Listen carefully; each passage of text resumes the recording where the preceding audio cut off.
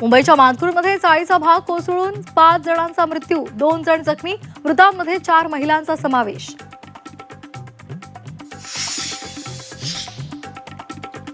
महामुंबईमध्ये पावसाची संततधार कायम. पावसासह किनारपट्टी भागात ताशी 60 ते 70 वेगाचे वारे, तर ठाणे मुंबईमध्ये ऑरेंज अलर्ट. रायगड, पुणे, सातारा घाटमाथ्याला आज रेड अलर्ट.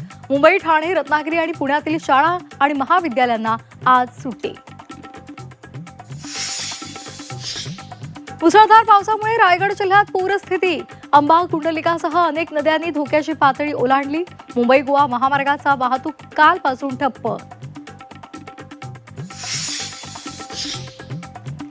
पुणे जिल्ह्यामध्ये मुसळधार पाऊस. वरंध, ताम्हिणीसह मढी घाट परिसरात अतिवृष्टी, तर रस्ता खचल्यामुळे ताम्हिणी घाट वाहतुकीसाठी बंद.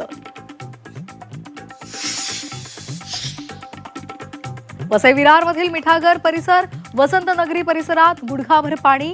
पाण्यामधूनच नागरिकांचा प्रवास, तर मिठागरात पालिकेच्या आरोग्य विभागाकडून बोटीतून औषधांचं वाटप.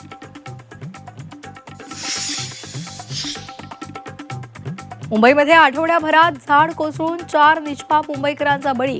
काल एका दिवसात कुर्ला आणि आरे कॉलनी परिसरात 2घांचा मृत्यू.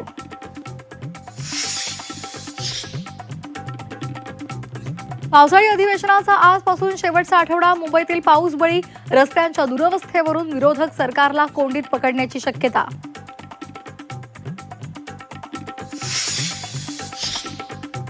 आखातामधून देशाला होणारा गॅस पुरवठा पूर्ववत. केंद्र सरकारकडून गॅसवरील सर्व आपत्कालीन निर्बंध मागे. सरकारकडून अधिसूचनाही जारी. संत तुकोबारायांच्या पालखीचं उद्या देहूतून प्रस्थान, तर बुधवारी माऊलींच्या पालखीचं पंढरीकडे प्रस्थान. झी 24 तासवर आजपासून आनंदवारी.